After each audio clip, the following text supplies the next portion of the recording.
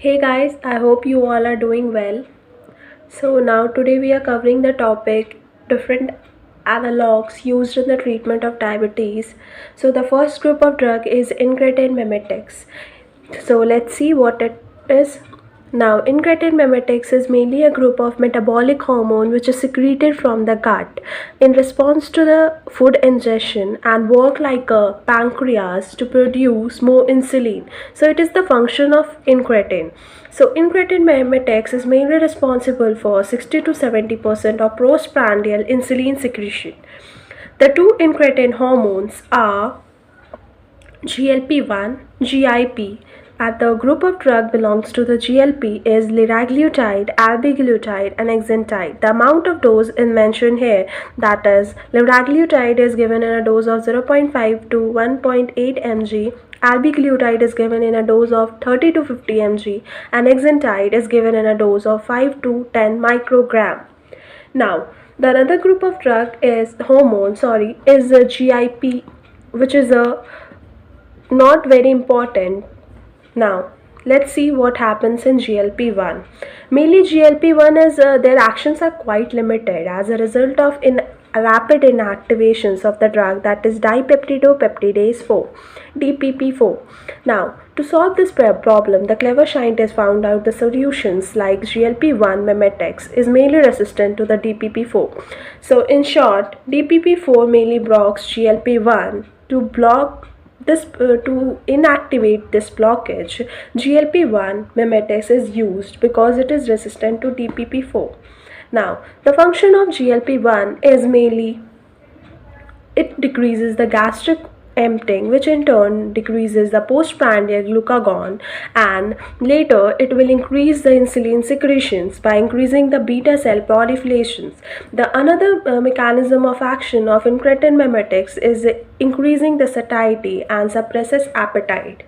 So, the side effect of these hormones may be sometimes nausea, vomiting, diarrhea, constipation, weight loss, pancreatitis, which is a rare. Now, pharmacokinetics. Pharmacokinetics of incretin mimetics is liraglutide, albiglutide have long half-life and given once subcutaneously. Exenatide is mainly have short half-life and given twice subcutaneously. Now, another group of drug is DPP4 inhibitor, that is dipeptidyl peptidase 4 inhibitor. The main function of DPP4 inhibitor is to inhibit DPP4 enzyme to enhance the incretin hormone. It is mainly given orally for the treatment of type 2 diabetes mellitus. Sometimes it may be used as a monotherapy or in combination with the sulfonylureas, metformin or insulin. Pharmacokinetics of DPP4 enzyme are it is mainly metabolized in the liver, excretion occurs through the kidney, and dose adjustment may advocate in the renal impairment. Now, the mechanism of actions of DPP4 is it mainly decreases the gastric emptying, which in turn decreases the postprandial glucagon secretions. It will cause increase in the insulin secretions. The group of drug belongs to DPP4 inhibitor, which inhibits the DPP4 enzyme to enhance the incretin hormones are sitagliptin, saxagliptin, vildagliptin, allogliptin, linagliptin. So the amount of drug given for sitagliptin is 25 to 100 mg orally once. Saxagliptin is given in a dose of 2.5 to 5 mg orally once. Vildagliptin is given in a dose of 50 mg orally once, and allogliptin is given in a dose of 6.25 to 2.25 orally once. Linagliptin is given in a dose of 50 mg orally once. The most common side effect of DPP4 inhibitor is mainly a nasal pharyngitis, headache. Now, the another group of drug which is very important is insulin secretagogues. Mainly it promotes insulin release from the beta cells of the pancreas, so it is known as secretagogues. Now, sulfonylureas. Sulfonylureas is a very important drug. It comes in exams. So, let's look. Now, sulfonylureas is mainly follows a oral route. It is given by orally. Now, the mechanism is first of all the glucose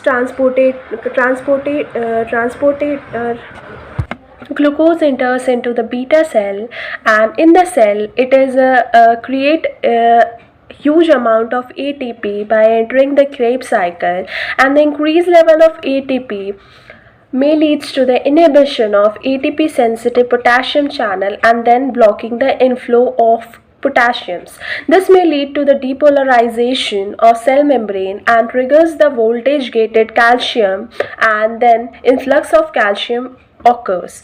Now it mainly leads to the insulin release. So what happens, there is a huge amount of ATP is produced, and which causes the depolarization, and which in result influx of calcium and leads to the insulin release. So mainly sulfonylureas works as it binds to inhibit the activity of ATP sensitive potassium channel.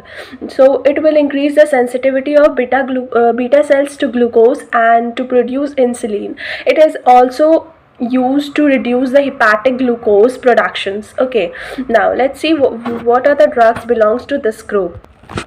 So in short, this is the mechanism of action. So the action of drugs is it mainly inhibit the activity of ATP sensitive potassium channel, as I have told you earlier. Then increase sensitivity to beta cells to glucose to produce insulins. It mainly reduces the hepatic glucose productions also. Now the drugs belongs to this groups are first generation, second generations, and the drugs belongs to the first generations are tolbutamide, chloropromide, and clemide, glipizide, glipizide, and gliclazide. Glimepiride is mainly given in the dose of 2.5 to 100 mg once. Glipizide is mainly given in a dose of 50 to 20 mg once. OD means once. Now, the another group of drug is glimepiride is given in a dose of 1 to 4 mg once, and gliclazide is given in the dose of 30 to 240 mg once. The pharmacokinetics of sulfonylureas is written over here, that is, it is mainly absorbed by oral route, metabolized in the liver, excretion occur by kidney and feces. It has a high plasma protein building like 90 to 95%, and duration of action starts at 12 to 24 hours. The adverse effect of sulfonylureas is hypoglycemia, which is a very common, nausea, vomiting, weight loss. Dose adjustment may advocate in the renal and hepatic impairment, hyposensitivity, which is known as photosensitivity, hyperinsulinemia, and teratogenic in nature. Now the another form of drugs is glinides. Glinides is mainly stimulate to produce insulin secretions from the beta cells, and it mainly binds to the ATP sensitive potassium channel as the sulfonylureas does, but it binds to the different site, and their kinetic is very much different from the sulfonylureas. Mainly it results in a rapid onset and shorter duration of action. So it has a more rapid onset than the sulfonylureas and shorter duration of action than the sulfonylurea, so it is a better option. Then it also known as postprandial glucose regulator because it decreases the postprandial glycogen secretions. So the pharmacokinetics of this group is maglitides should not be used in combination with the sulfonylureas because it causes synergistic effect, which is known as hypoglycemia. So maglitinides is not used in combination with the sulfonylureas because it causes hypoglycemia. So it is taken before and after the meal, and and its metabolism occur in the liver and excretion through bile. Now, the group of drug belongs to the glinides are natiglinides and repaglinides. Natiglinides is mainly given at a dose of 60 to 120 mg 30 minutes before meal, and duration of action is 4 to 5 hours. Rapaglinide is given in a dose of 0.25 to 4 mg 30 minutes before meal, and it is given in a and duration of action is 4 to 5 hours. Now, the adverse effect is hypoglycemia, weight loss, mild headache, hypersensitivity reactions, and hepatic impairment. Advocate in a dose adjustment. Okay, now the another group of drug is biguanides. Biguanides is mainly responsible for increasing the peripheral glucose intake, and it is increases the insulin sensitivity, decreases the hepatic gluconeogenesis, that is the conversion of glycogen into the glucose. Now that it also decreases the intestinal absorption of the sugars. Now it is mainly a better option than the sulfonylureas because there is no risk of hypoglycemia. Now, the pharmacokinetics includes it is mainly not metabolized, it is excreted through the kidney in unchanged form because it is not metabolized in any organ. Now, it is absorbed orally, it is taken orally. So the group of drug which belongs to biguanides is metformin, which is given in a dose of 500 to 2000 mg in a 1 to 2 divided dose. Now, the indication for taking metformin is type 2 diabetes, diabetic obese individual, because it causes anorexia and weight loss, which is very beneficial for the obese individual. Now, the non-diabetic use may include polycystic ovary syndrome, improve hirsutism by decreasing androgen level. The adverse effect of biguanides are mainly flatulence. Flatulence is mainly a gas, mainly known as gas in common language. Now, anorexia, weight loss for obese patients. Now, metabolic taste, diarrhea. Rarely it causes fat or lactic acidosis. In long term, it may interfere with the vitamin B absorptions. Now, the another group of drug is known as thiazolidinediols.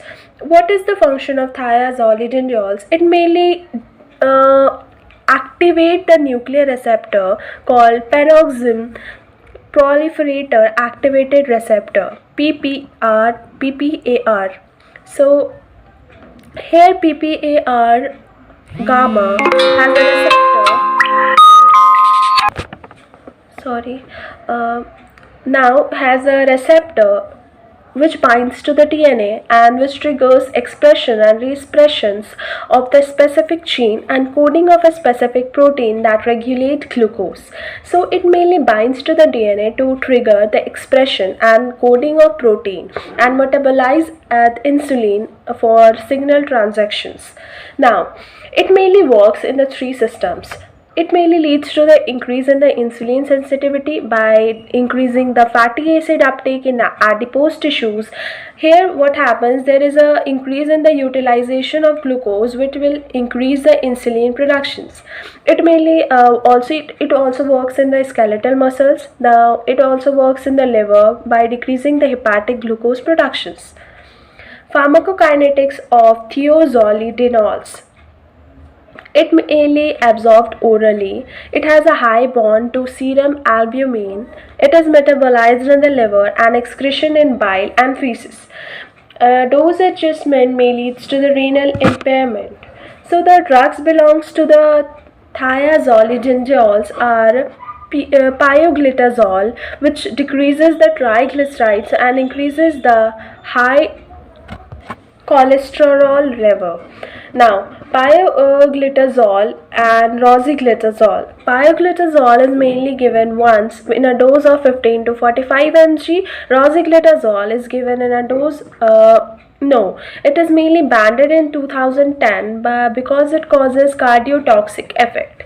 Now, the effect of thiazolidinediols in the body is it mainly causes liver toxicity, edema, weight gain, osteopenia, which is an increased risk of fracture, increases bladder cancer. Other oral hypoglycemic agents are alpha glycosidase inhibitor. What it's do? It mainly located in the intestinal brush border, and it is mainly responsible for breakdown of carbohydrate into glucose. So it mainly it causes breakdown of carbohydrate into glucose and into and other simple sugars for absorption. By inhibiting this alpha glycosidase inhibitor, we can have lower postprandial glucose level. So the drugs belongs to this group is acarbose, voliglipose, and miglitol. Miglitol is mainly given in a dose of 25 to 100 mg, and it is a very important drug. Acarbose is mainly given in a dose of 50 to 100 mg, and in the beginning of every meal. It is also given in a twice a day. Voliglipose is given in a dose of 0.5 to 0.3 mg twice a day. Then, what is the adverse effect of alpha glucosidase inhibitor? It causes flatulence, which is also known as gas, diarrhea, abdominal cramps, and chronic ulcerations. And the one thing we have to remember in alpha glycosidase inhibitor is it is mainly it is orally poorly absorbed. Miglitol has no systematic effect, so it is rarely used, and sometimes it may causes adverse effect like hypoglycemia, etc.